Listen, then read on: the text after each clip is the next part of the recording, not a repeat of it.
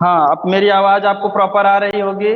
Video भी proper आ रहा है। कमेंट करके कोई एक लोग बोले वीडियो दिख रहा है। कोई एक लोग कमेंट कीजिए और वॉइस के बारे में कमेंट कीजिए, आ रहा है कि नहीं। सुमन मिश्रा बताइए। वाह अनुपम, ठीक है, ओके, ठीक है, ठीक है, मैंने देख लिया। अब चलते हैं, लेक्चर की तरफ बढ़ते हैं। तो कल हमने आप लोगों को डिफ्लेक्टिंग टॉर्क बताया था कि आया है कितना। Deflecting torque is proportional to I square sine two alpha plus theta. यही आया था ना, कल हमने जो डिस्क्राइब करा था यही आया था, sine alpha two sine alpha plus theta. ठीक है, अब आगे चलते हैं। अब आगे चलते हैं। ये तो हुआ हमारा डिफ्लेक्टिंग टॉर्क। क्या हुआ? Deflecting torque. डिफ्लेक्टिंग टॉर्क जो क्रिएट हुआ था, है ना, क्रिएटेड क्रिएटेड डिफ्लेक्टिंग टॉर्क जो उत्पन्न हुआ था, है ना। अब उसके बाद अगर हम किसी इंस्ट्रूमेंट की बात कर रहे हैं तो हमने बताया था आपको पुराने लेक्चर में, पिछले लेक्चर में, कि जब कोई हमारा इंस्ट्रूमेंट होता है तो इसका जो पॉइंटर होता है पहले जीरो पोजीशन पे होता है जब उसमें सप्लाई नहीं दी जाती है। सप्लाई नहीं दी जाती है तो उसका पॉइंटर जीरो पोजीशन पे होता है। और जैसे ही हम उसको सप्लाई से संयोजित करते हैं, कनेक्ट करते हैं, तो उसमें जो मैग्नेटिक फील्ड उत्पन्न होता है, मैग्नेटिक फ्लक्स जो उत्पन्न होता है, उसकी वजह से जो मैग्नेटिक फोर्स लगता है उस मूविंग सिस्टम के ऊपर, तो मूविंग सिस्टम मूव करता है। या तो अट्रैक्शन टाइप का होगा या तो रिपल्शन टाइप का होगा। तो अट्रैक्शन टाइप का होगा तो उसको अट्रैक्ट करेगा, या रिपल्शन टाइप का होगा तो उसको प्रतिकर्षित करेगा, यानी दूर भेजेगा। ठीक है, तो उस स्थिति में उस स्पिंडल से जुड़ा हुआ जो हमारा पॉइंटर है, ये पॉइंटर क्या करेगा? डिफ्लेक्ट करेगा।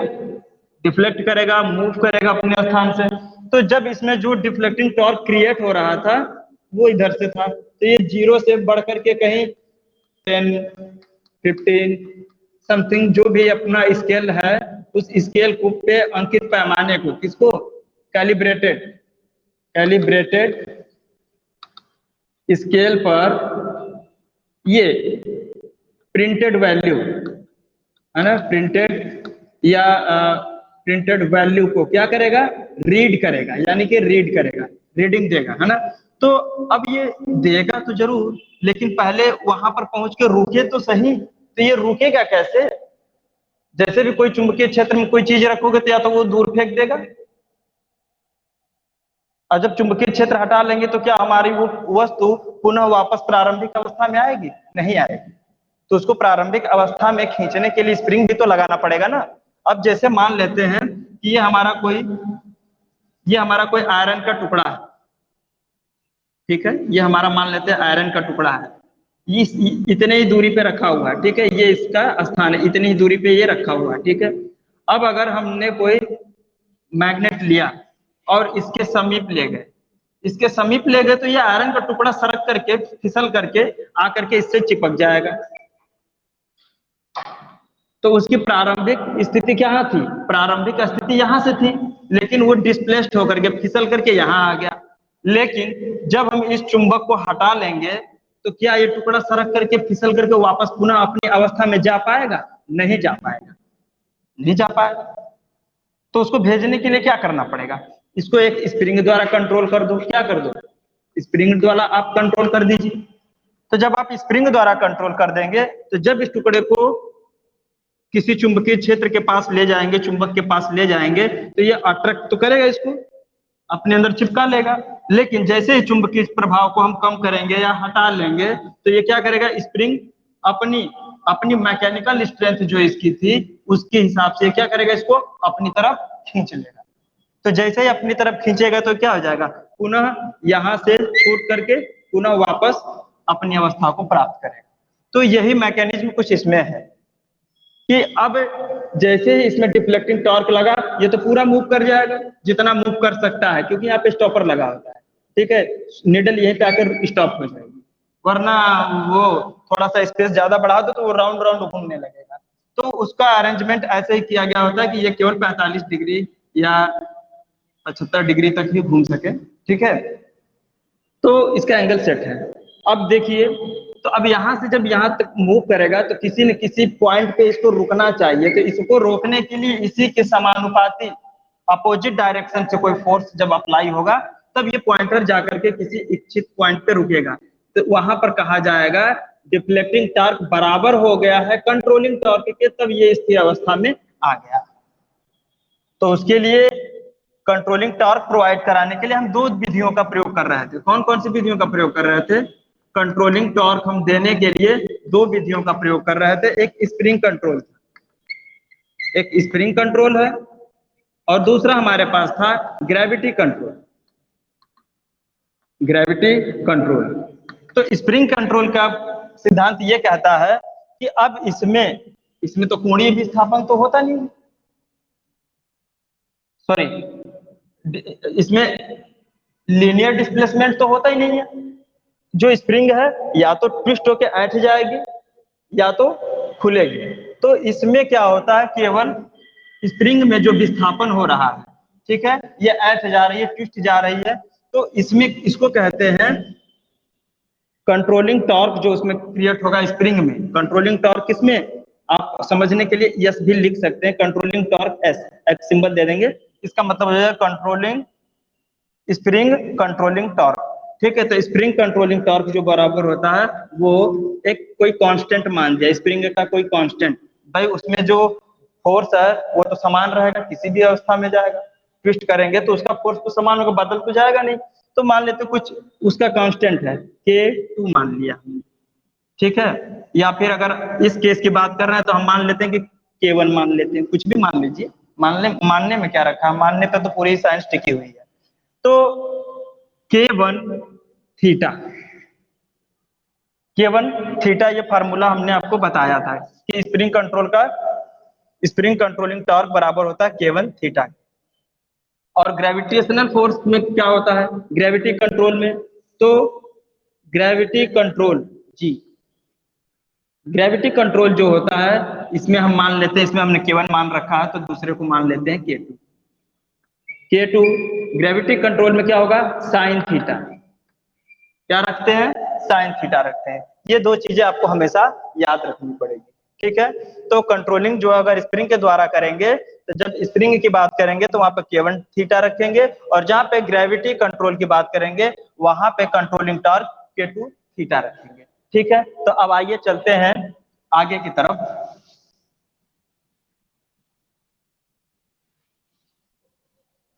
तो हमने कल ड्राइव किया था कि डिफ्लेक्टिंग टॉर्क जो हमारा मैग्नेटिक अट्रैक्शन टाइप में जो हुआ था वो इतना उत्पन्न होकर के आया था। ठीक है, अब करते हैं कि यदि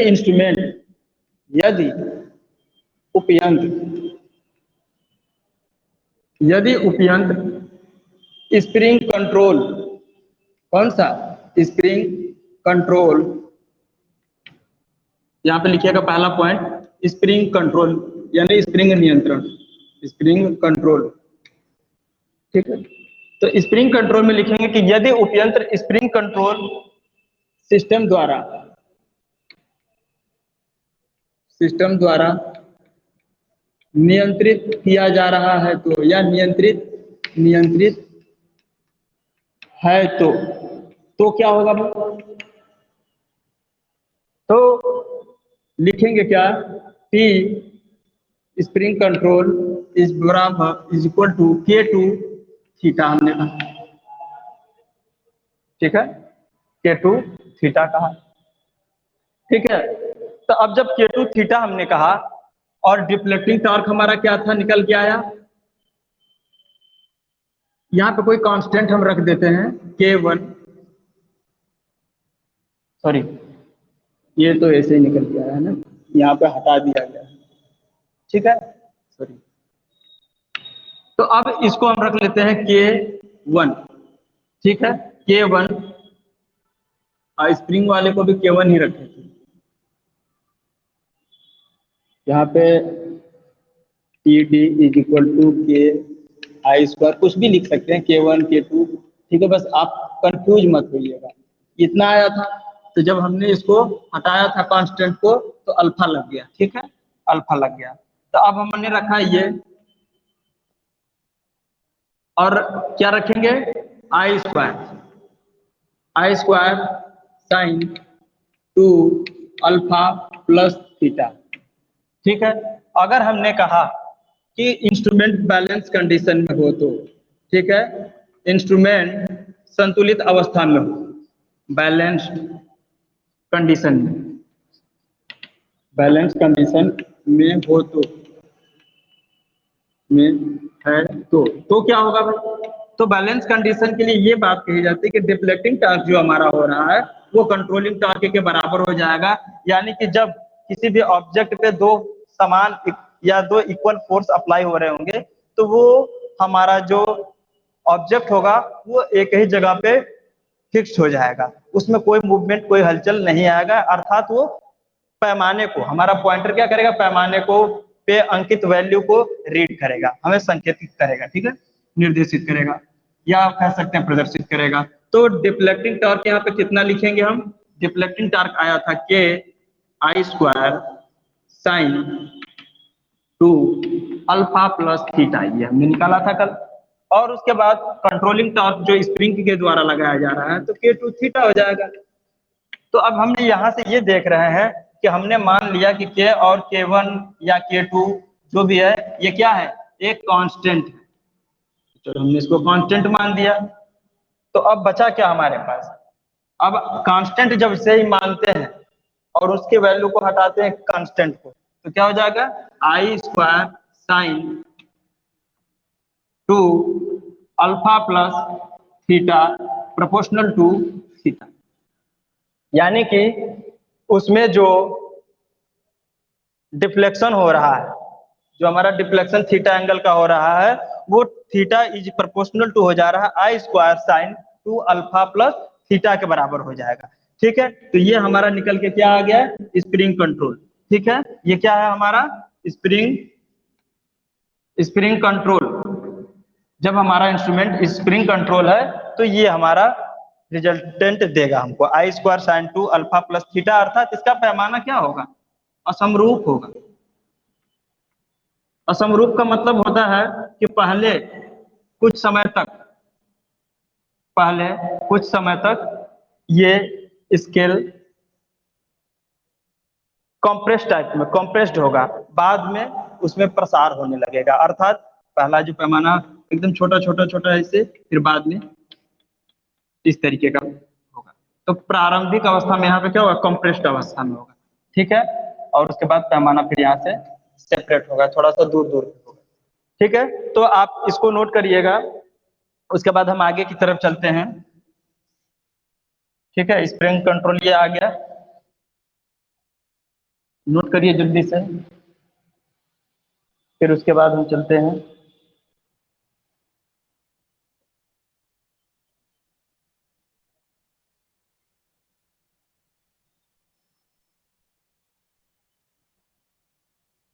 अगला है ग्रेविटी कंट्रोल, आप लोगों ने नोट कर लिया होगा। अब चलते हैं ग्रेविटी कंट्रोल की तरफ। तो ये सारी चीजें मैं रफ कर रहा हूं।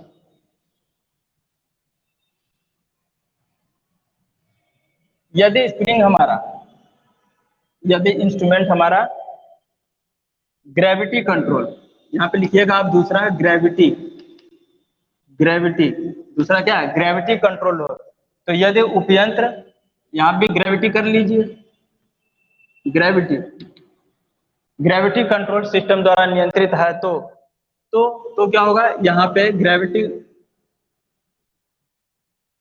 के टू साइन थीटा रखिएगा, क्या रखेंगे, के टू साइन थीटा, के टू साइन थीटा। ठीक है, अब देखिए डिफ्लेक्टिंग टार्क जो है क्या रखेंगे हम, जो पहला निकला हुआ था I square sine 2 alpha plus theta हमने रख दिया। ठीक है, अब उपयंत्र बैलेंस कंडीशन में क्या होगा, अभी तो हमने स्प्रिंग कंडीशन को अप्लाई किया और स्प्रिंग कंडीशन में हमने उसको बैलेंस करके देखा। ठीक है, अब हमारा ग्रेविटी कंट्रोल है, तब भी हमारा इंस्ट्रूमेंट वर्किंग अवस्था में रहेगा, काम करेगा। लेकिन जब पॉइंटर हमारा किसी एग्जैक्ट वैल्यू पर जा करके ठहर जाता है, रुक जाता है तो उस अवस्था को बैलेंस कंडीशन कहते हैं। वो कब आएगी? तो ये देखिए, डिफ्लेक्टिंग टॉर्क कितना आया है हमारा, के I square sine 2 alpha plus theta is equal to, आप क्या रखेंगे, के टू साइन थीटा। आपने रखा के टू साइन थीटा। अब देखिए प्यारे स्टूडेंट्स, के वन या के और के टू हमने क्या मान दिया, जहां के टू कांस्टेंट है, हमने इसको कांस्टेंट रख दिया। तो अब क्या हो जाएगा, I square sine two alpha plus theta is proportional to sine theta. ठीक है, हो जाएगा साइन थीटा। ये हमारा कौन सा आ जाएगा, ये हमारा आ गया ग्रेविटी कंट्रोल। क्या है, ग्रेविटी कंट्रोल है। आप इसको नोट कर लीजिएगा, ग्रेविटी कंट्रोल को आप नोट कर लीजिएगा और स्क्रीनशॉट ले लीजिएगा। अगर आपको कोई दिक्कत या परेशानी होती है तो आप कमेंट बॉक्स में कमेंट कर सकते हैं। ठीक है, तो ये आप नोट कर लीजिएगा। अब उसके बाद आगे की तरफ चलते हैं। अगला टॉपिक है आपका अट्रैक्शन टाइप। अभी तक सॉरी अट्रैक्शन पढ़ाया है, अब अगला टॉपिक है आपका रिपल्सन टाइप। ठीक है, रिपल्सन टाइप इंस्ट्रूमेंट अब आप पढ़ेंगे। ठीक है, तो इसको नोट कर लीजिएगा। आपका यहाँ पे मैग्नेटिक इफेक्ट का एक इफेक्ट खत्म हुआ है। ठीक है, एक प्रभाव आपने पढ़ा है, वो हमारा अट्रैक्शन टाइप का था। ठीक है, अब रिपल्सन टाइप की तरफ चलेंगे, इसको नोट करिएगा।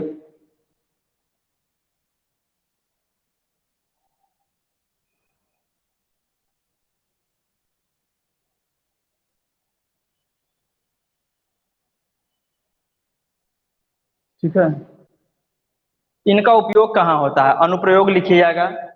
इस प्रकार के इंस्ट्रूमेंट सामान्यतः एसी तथा डीसी, इस प्रकार के इंस्ट्रूमेंट सामान्यतः एसी तथा डीसी दोनों सप्लाई पर प्रयोग किए जाते हैं, दोनों सप्लाई पर प्रयोग किए जाते हैं। इस प्रभाव पर एमीटर तथा वोल्ट मीटर दोनों उपयंत्र आते हैं।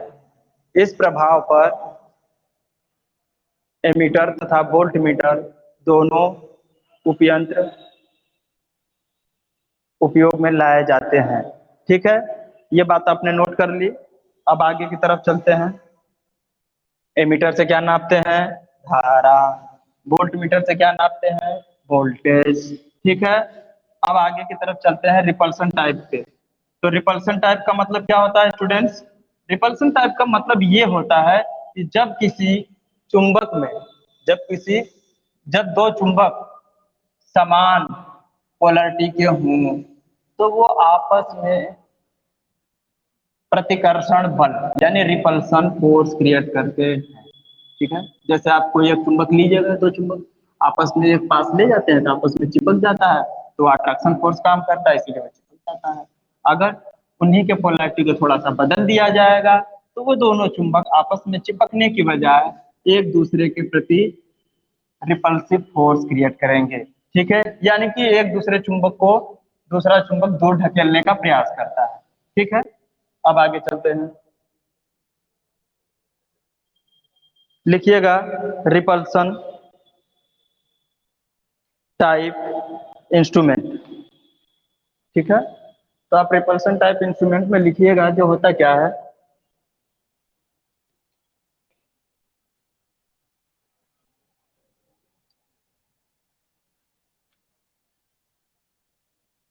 मैं बोल रहा हूं, आप उसके प्रिंसिपल और सिद्धांत को एक साथ साथ लिखते चलिए। 20 मिनट का समय और बचा है, इसको खत्म कर लीजिए। लिखिएगा, इस प्रकार के इंस्ट्रूमेंट में सॉरी रिपल्सन टाइप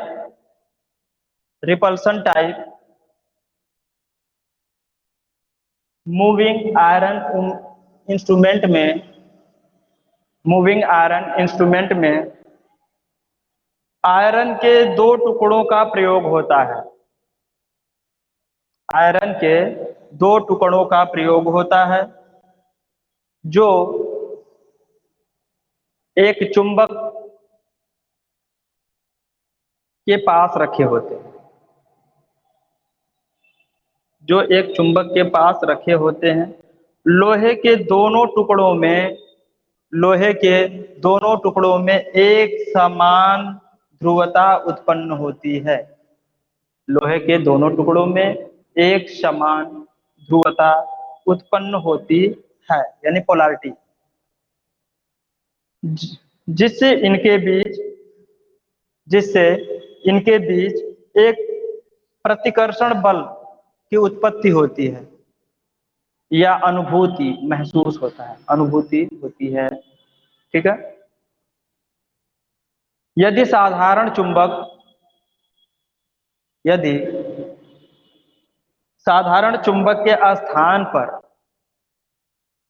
साधारण चुंबक के स्थान पर वैद्युत चुंबक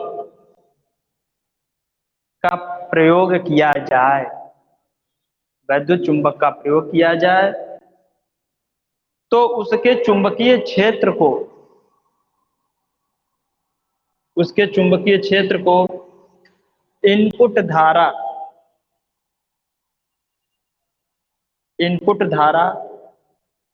के द्वारा आसानी से कंट्रोल किया जा सकता है।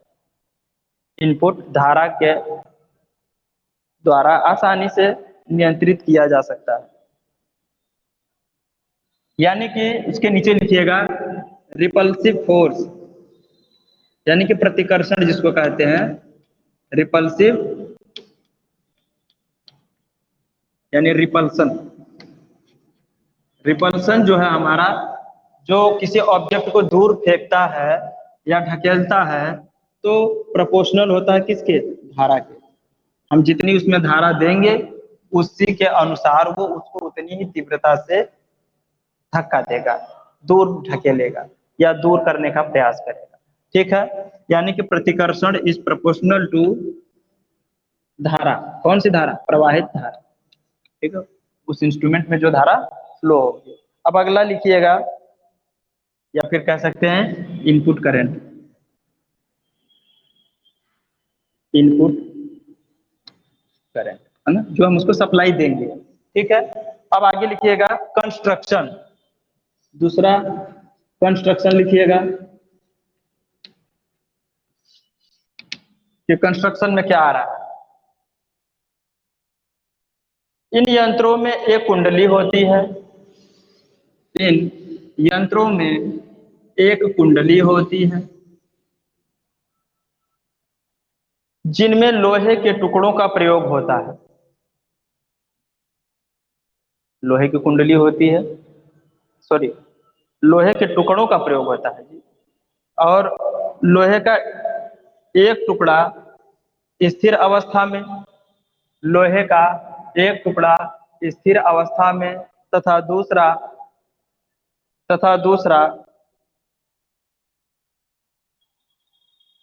दूसरा चालन की स्थिति में होता है। चालन की स्थिति में होता है या अपने अक्ष पर गति करने के लिए स्वतंत्र होता है। ठीक है।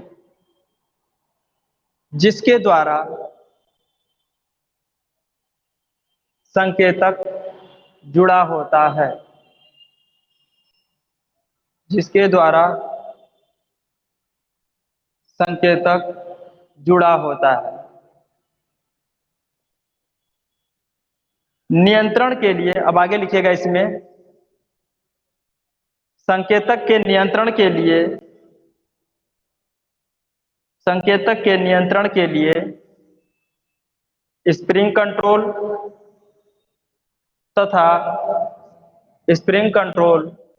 तथा एयर फ्रिक्शन डैम्पिंग का प्रयोग किया जाता है। ठीक है। इतनी बात आपको क्लियर हो गई। तो आप फिगर बनाइएगा ये हमारे पास देखिए कोई पीस है, क्या है, आयरन का टुकड़ा। ठीक है, साथ साथ फिगर बनाते रहिए।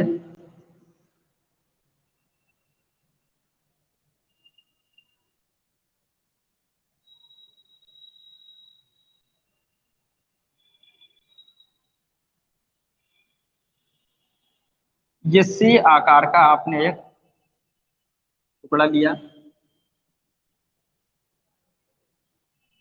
ठीक है,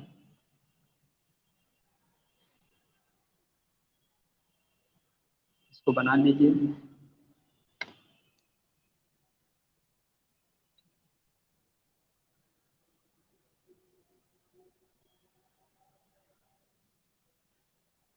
ठीक है,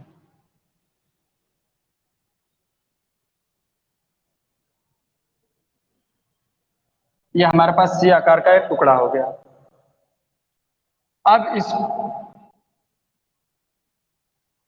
कुंडलित कर देते हैं, पॉइंटिंग कर देते हैं।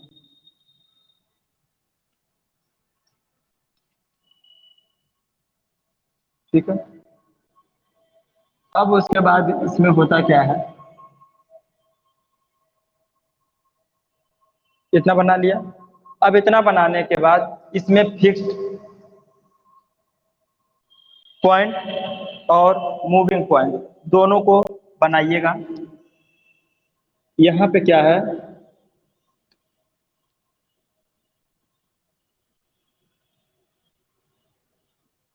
एक फिक्स्ड है पॉइंट। ठीक है, ये हमारे पास फिक्स ये हमारे पास फिक्स पॉइंट है। ये स्थिर अवस्था में रहेगा और ये मैग्नेट से जुड़ा हुआ है। तो जब ये कोर चुंबकित होगी तो ये जाहिर सी बात है कि ये भी मैग्नेटाइज हो जाएगा, ये चुंबकित हो जाएगा। अब उसके बाद इसी के पैरेलल में आमने सामने हमने एक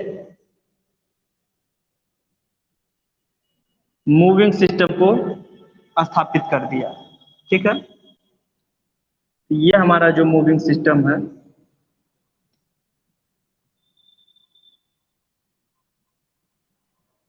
इस मूविंग सिस्टम के द्वारा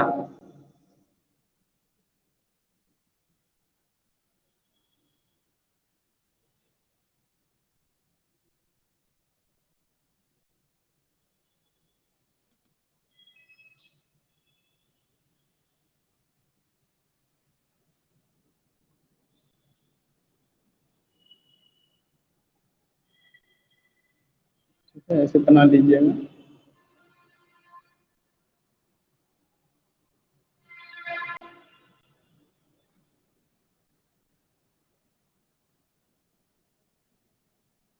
ये हमारा मूविंग सिस्टम हो गया। ठीक है, अब ये हमारा मूविंग सिस्टम है। ये क्या करेगा, जब ये भी चुंबक है, ये भी चुंबक बनेगा, दोनों में समान पोलरिटी जब होगी तो जाहिर सी बात है कि ये बाहर की तरफ फेंकेगा। अगर मान लीजिए कि ये हमारा मूविंग पार्ट है। ठीक है, इसके साथ हमने एक मूविंग पार्ट ये लगा रखा है और ये समान पोलरिटी का हो जाएगा। तो क्या हो जाएगा, जब समान पोलरिटी का चुंबकत्व इसमें बनेगा तो ये इसको या तो इस डायरेक्शन में या तो आगे की डायरेक्शन में, इसका मूविंग डायरेक्शन जिस तरीके से अरेंज किया गया होगा, ये या तो लेफ्ट या राइट में या तो सामने या पीछे की तरफ ये मूव करने का प्रयास करेगा। तो ये हमारे मैकेनिज्म में आवश्यकता अनुसार जो इम्प्लांट करने की आवश्यकता है, उस आवश्यकता के अनुसार ये क्या करेगा, या तो लेफ्ट राइट घूमेगा या तो आगे पीछे की तरफ मूव करेगा। ठीक है, और इसमें क्या है, ये मैग्नेटिक लाइंस है ना, मैग्नेटिक फोर्स जो इसको रिपल करने का प्रयास करेगा। ठीक है, तो ये हमने मान लिया, ये क्या है, ये ज्वेल बियरिंग यहाँ पे लगेगी। इसको क्या करते हैं, ज्वेल बियरिंग पे फिक्स करते हैं। दो ज्वेल बियरिंग होती है। ठीक है, एक T1 मान लिया और एक हमारा ज्वेल बियरिंग ये है। ज्वेल बियरिंग में इसको फिक्स कर देते हैं। T2 हो गया। ये हमारी क्या है, कोर है।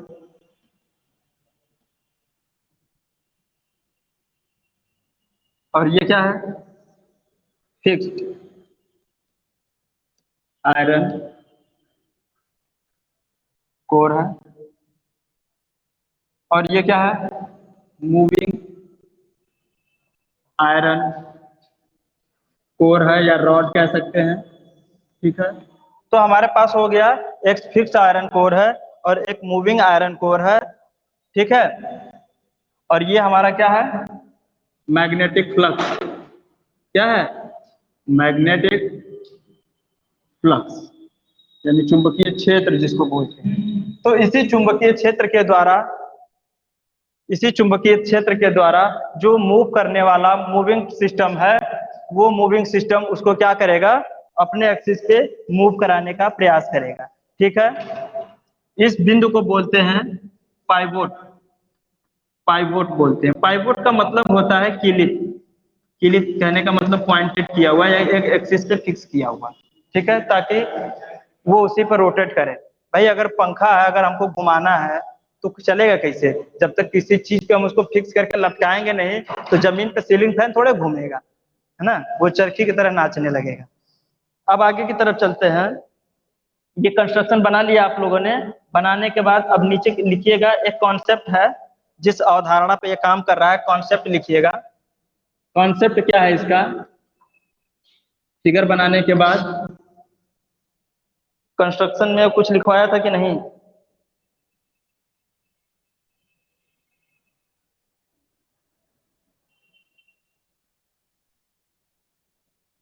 हाँ लिखवा दिया, कंस्ट्रक्शन में भी मैंने लिखवा दिया है, फिगर भी बना दिया है। अब अवधारणा में लिखिएगा, कॉन्सेप्ट में, चुंबक के समान ध्रुवों में, चुंबक के समान ध्रुवों में आकर्षण, अरे सॉरी, चुंबक के समान ध्रुवों में प्रतिकर्षण यानी कि रिपल्सन,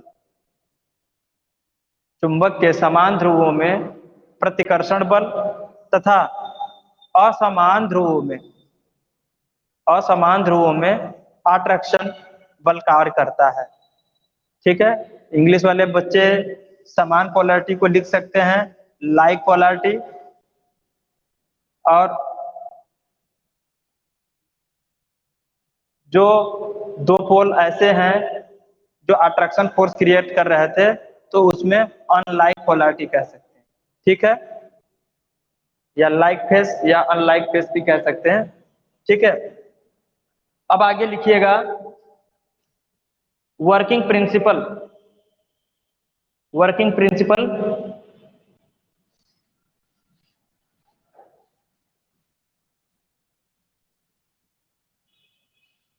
थोड़ा जल्दी लिखिएगा क्योंकि समय अब खत्म होने वाला है। वर्किंग प्रिंसिपल,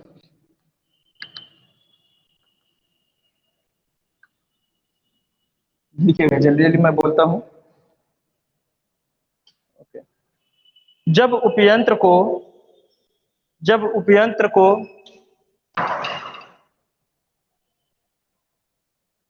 जब उपयंत्र के सिरों को एसी सप्लाई से संयोजित किया जाता है, जो हमारा इंस्ट्रूमेंट बन के तैयार हुआ था, इस इंस्ट्रूमेंट में सप्लाई तो देंगे, तो इस उपयंत्र में सप्लाई देने के लिए दो टर्मिनल होंगे।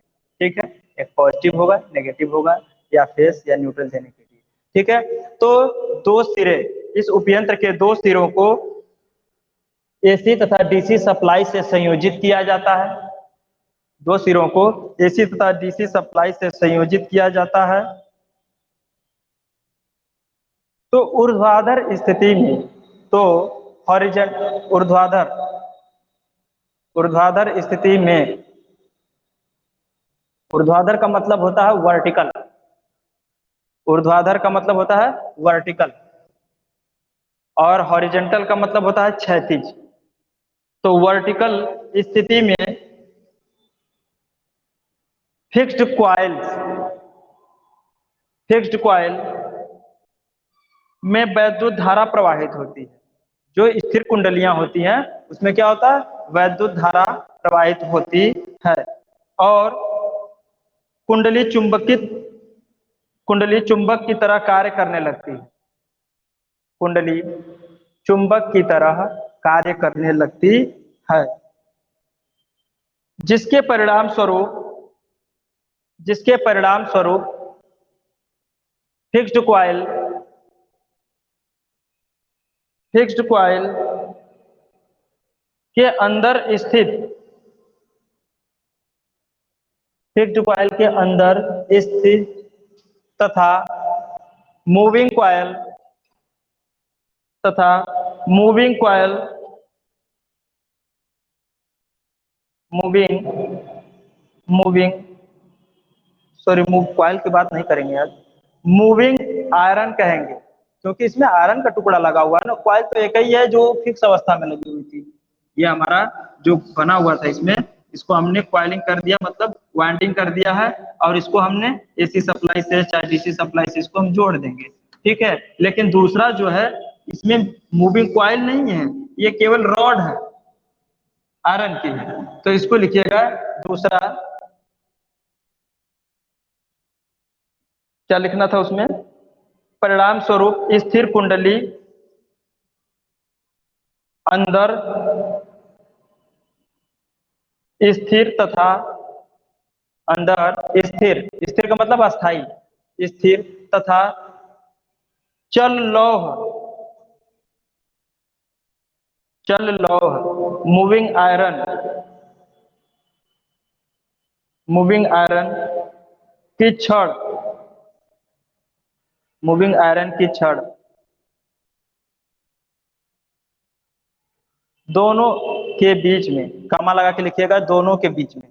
कहने का मतलब ये था कि ये जो हमारा फिक्स्ड कॉइल है जिसमें हमने सप्लाई से जोड़ा है, ये और उसके अंदर स्थित मूविंग, उसके अंदर क्या स्थित है, मूविंग आयरन की छड़, इन दोनों के बीच में, इन दोनों के बीच में क्या लगता है, इसकी बात की जा रही है, ठीक है। इन दोनों के बीच, दोनों के बीच समान चुंबकीय ध्रुवों से, समान चुंबकीय ध्रुवों के द्वारा, समान चुंबकीय ध्रुवों के द्वारा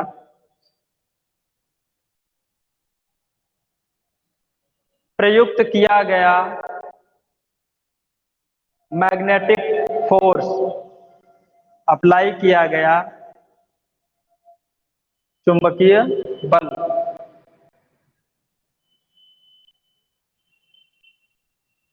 के कारण चल तंत्र विक्षेपित होता है, चल तंत्र विक्षेपित होता है,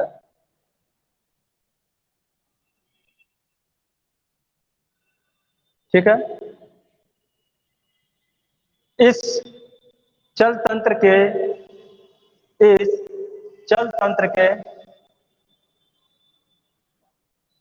स्पिंडल पर, इस चल तंत्र के स्पिंडल पर पॉइंटर, पॉइंटर संकेतक जुड़ा होता है। जैसे ही, जैसे ही आयरन का टुकड़ा विक्षेपित होता है, जैसे ही आयरन का टुकड़ा विक्षेपित होता है, तो तो पॉइंटर भी विक्षेपित हो जाता है। जो जो प्री कैलिब्रेटेड स्केल पर, जो प्री कैलिब्रेटेड स्केल पर प्रदर्शित, सॉरी, प्री कैलिब्रेटेड स्केल पर अंकित वैल्यू को प्रदर्शित करता है, अंकित वैल्यू को प्रदर्शित करता है, ठीक है। तो ये आपका हो गया वर्किंग। इसमें एक फिगर बना दे रहा हूं तेजी से, उसको बना के आज का क्लास यहीं बंद करते हैं। बाकी कल इस पे हम आगे डेरिवेशन करेंगे, मैथमेटिकल एक्सप्रेशन करेंगे। तो ये बनाइएगा आप, एक सर्किल बनाइएगा, और दूसरा सर्कल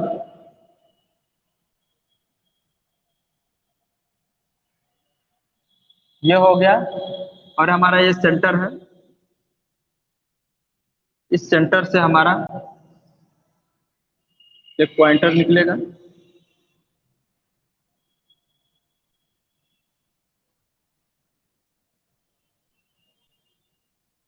आप लोग सीधा बनाइएगा, हम थोड़ा टेढ़ा भी हो सकता है मुझसे।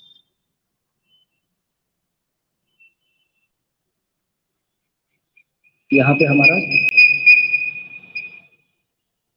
एयर ब्रेक सिस्टम है लगा हुआ अंदर की तरफ है, जो दिखाई नहीं देता उसको डॉटेड दिखाया जाता है। आप लोगों को ड्राइंग में तो इतनी बात मालूम ही होगी। ठीक है, ये हमारा एयर फ्रिक्शन डैम्पिंग वाला चेम्बर है जिसके अंदर ये है। ठीक है, और उसके बाद यहाँ से 90 डिग्री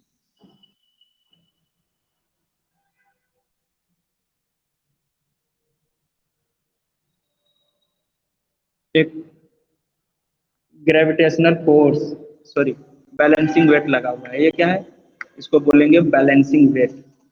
ठीक है, और ये हमारा क्या होगा, 90 डिग्री पे बनाइएगा, ये हमारा हो जाएगा ग्रेविटी कंट्रोल इंस्ट्रूमेंट लगेगा। ठीक है, ये हमारा है ग्रेविटी कंट्रोल, और ये हमारा होता है बैलेंसिंग बैलेंसिंग वेट। देखो किसी को ये ना कहे कि भाई साफ दिखाई नहीं दे रहा है। ठीक है, हम बोल भी रहे हैं, साथ साथ में लिखते चलिएगा।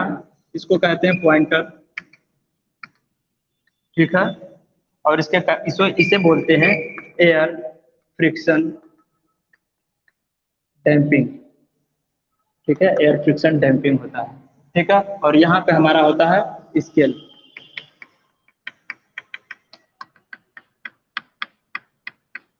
ठीक है, स्केल है, कौन सा स्केल है, कैलिब्रेटेड।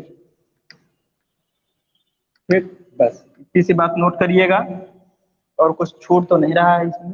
हाँ, एक चीज छूट रही है, छूट ये रहा है, ये हमारे पास फिक्स्ड, ये हमारे पास क्या है, फिक्स्ड पार्ट है, जो हमारा क्या कम करेगा, मैग्नेटाइज होने के बाद ये सेम पोलैरिटी क्रिएट करेगा। ठीक है, ये क्या करेगा, सेम पोलैरिटी क्रिएट करेगा, जिसकी वजह से ये हमारा पार्ट क्या होगा, डिफ्लेक्ट होगा। सेम पोलैरिटी नहीं होगी, ये इसी के ऊपर जाके अस्थिर हो जाएगा। जैसे इसमें हम सप्लाई दिए हैं, तो ये पोलैरिटी को विक्षेपित किया, डिफ्लेक्टेड किया, तो पॉइंटर देखो हमारा मूव कर घुमा दिया। ठीक है, अब इसके अंदर का अरेंजमेंट कैसे होता है, अंदर का जो पत्तियां होती हैं ऐसे अवस्था में लगी होती हैं, इसको बना लीजिएगा, और उसके बाद आज की क्लास स्थगित कर देते हैं।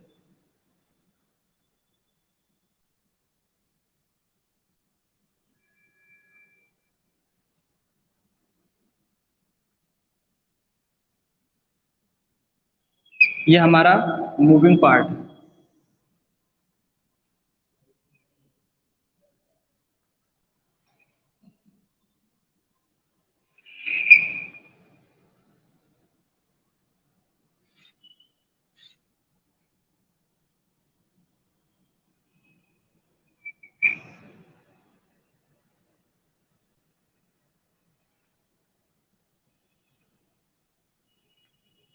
ठीक है, इसे बना लीजिएगा आप।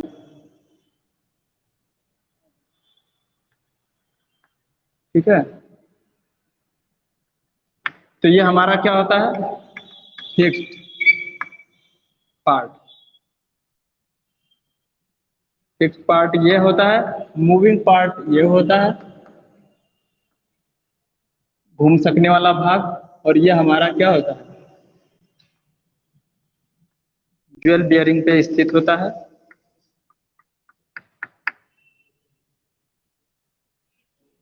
ठीक है, ड्यूल बियरिंग होती है। ये वेंस इसको बोलते हैं। ठीक है, अब आज की क्लास यहीं पे स्थगित करते हैं। ठीक है, और एक चीज और नोट कर लीजिएगा, यहाँ पे एन एन लगेगा। ठीक है, और यहाँ पे एस एस पोलरिटी होगी, ये इसको। ठीक है, बस। तो thank you class, and again good evening to all of you. Thank you class. आप लोग अपना रिप्रेजेंट वो दीजिए, क्या कर रहे हैं, बात कीजिए मुझसे। हेलो मंजीत जी, सॉरी सचिन कुमार। हाँ, आज का लेक्चर कुछ समझ में आया कि नहीं आया?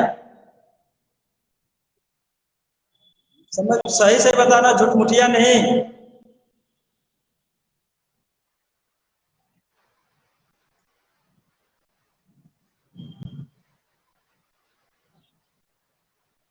क्या, कहाँ पे?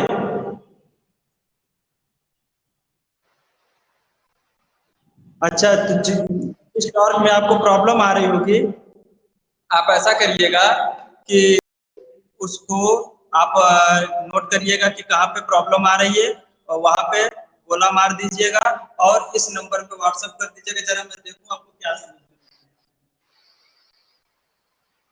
ठीक है, यार तुमको परेशान मत करना, बस काम से फोन करना। हाँ, तुमको लगे हो घर में दिवाली है तो सारा